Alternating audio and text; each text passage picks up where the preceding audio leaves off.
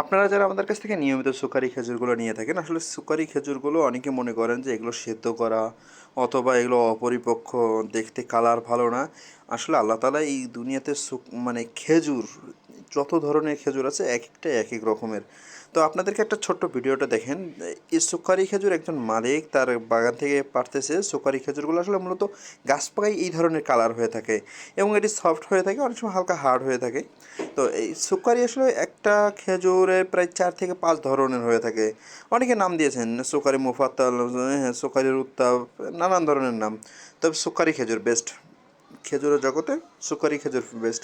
একটা ভিডিওটা আপনারা ভালো করে খেয়াল করে দেখতে পারবেন যে এই সুকারি খেজুরগুলো এরকমই হয়, আর একটা গাছের মধ্যে কত খেজুর হয় যে আপনি এই ভিডিওটা দেখলেই বুঝতে পারতেছেন।